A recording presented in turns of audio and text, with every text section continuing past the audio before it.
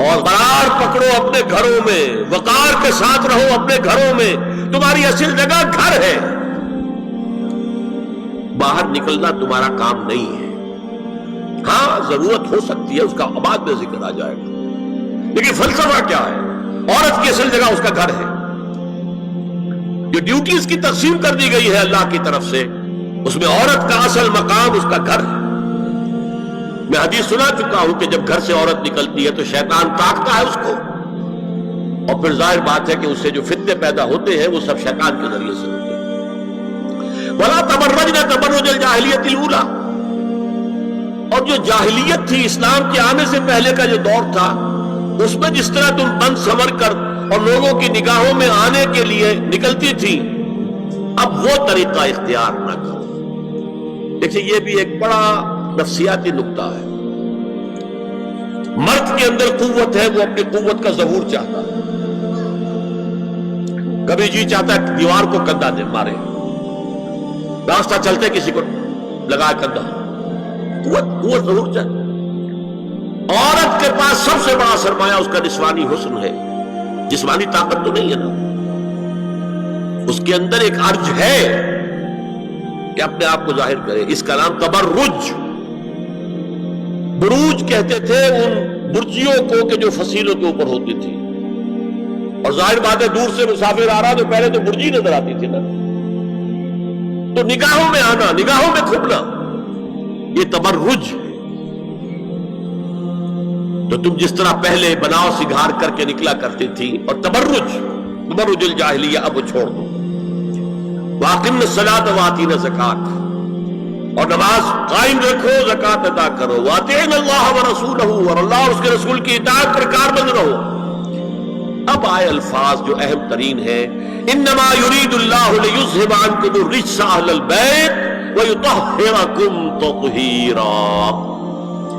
اے نبی کے گھر والیو، اللہ یہ چاہتا ہے کہ تم سے ہر طرح کی برائی، ہر طرح کی ناپاکی کو دور کر دے اور تمہیں پاک کر دے۔ پاک کرنا کر خوب خوب خوب خوب، تطہیرا، یطہرکم تطہیرا۔ کیوں؟ تمہیں نمونہ بننا ہے، تمہیں اسوہ بننا ہے۔ یہ الفاظ اصل میں آئے ہیں قرآن مجید میں ازواج مطہرات کے بارے میں۔ سارا جملہ چل رہا ہے یا نسان نبی سے۔ ہمارے کچھ دوستوں نے اسو کہا ہے کہ اہل بیت سے مراد حضرت علی، حضرت فاطمہ، حضرات حسنین ہیں۔ وہ بھی حضور نے فرمایا، میں نے ایک ٹی وی مذاکرے کے اندر بھی جب حضرات کہہ رہے تھے کہ اہل بیت تو اصل میں وہ ہے، میں نے کہا نہیں، اصل میں بیویاں ہیں لیکن وہ بھی اہل بیت ہے۔ حضور نے ایک چادر میں جب سمیٹا سب کو، تو یہ بھی اللہم ہؤلاء اہل بیت، یہ بھی میرے اہل بیت ہیں۔ سلمان منا اہل البیت، سلمان بھی ہمارے اہل بیت میں سے، جو جتنا قریب ہوا۔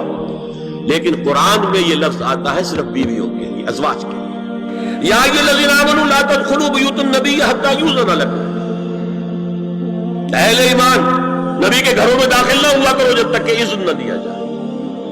اور اس کے بعد فرمایا وَإِذَا سَأَلْتُمُوهُنَّ مَتَاعًا فَاسْأَلُوهُنَّ مِنْ وَرَاءِ حِجَابٍ، اور دیکھو اگر نبی کی بیویوں سے کوئی چیز مانگنی ہو تو پردے کی اوٹ سے مانگو۔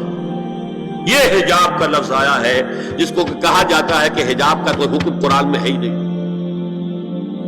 پہلے وہاں کے گھر کھلے ہوتے تھے، گھر والوں پر کوئی پردہ وردہ نہیں ہوتا تھا، اور گھر کوئی کنالوں کے اور ایکڑوں کے تو نہیں ہوتے تھے، چھوٹے چھوٹے گھر۔ لیکن یہاں پر فرما دیا گیا پردے، اس کے بعد سے جب سے یہ آیت اتری گھروں کے اوپر پردے ڈال دیے گئے۔ اب ظاہر بات ہے کہ اس میں چہرے کا پردہ ہی ہوا نا، چہرے کا پردہ ہے حجاب، اسی کو حضرت عائشہ نے آیت الحجاب قرار دیا ہے۔ اور پھر دیکھیے جو ریئلزم ہے، ریئلزم میں نے کہا تھا نا کہ اللہ نے بھی فرمایا کہ سب سے زیادہ محبت انسان میں عورت کی ہے۔ حب زین للناس حب الشہوات من النساء، اور پھر اس کے بعد لمبی فہرست۔ حضور نے فرمایا حب الیہ النساء والطیب، یہاں بھی فرمایا گیا ذالکم اطہر لقلوبکم وقلوبہن، یہ زیادہ پاکیزہ بات ہوگی تمہارے دلوں کے لیے بھی اور ان کے دلوں کے لیے۔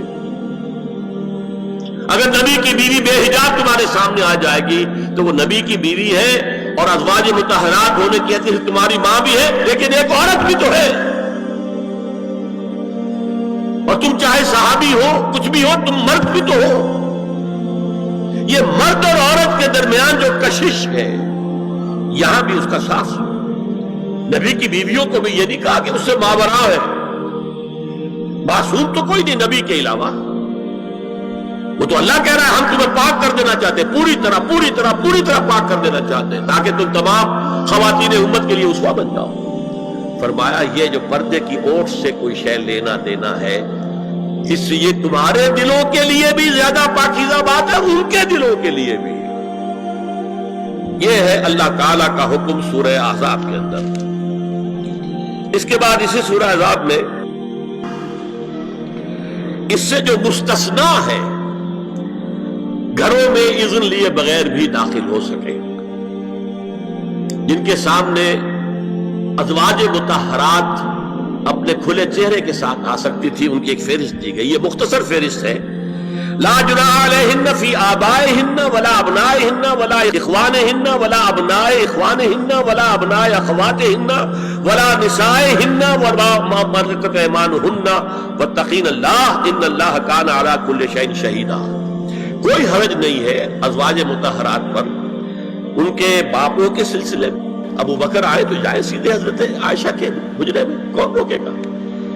اور بیٹوں کے اور ان کے بھائیوں کے اور ان کے بیٹوں کے بھائی بھتیجے اور ان کی بہنوں کے بیٹے یعنی بھانجے، ولا نسائہن، اس کو میں چاہتا ہوں نوٹ کریں آپ، اپنی عورتیں، جان پہچان کی عورتیں، اجنبی عورتیں نہیں۔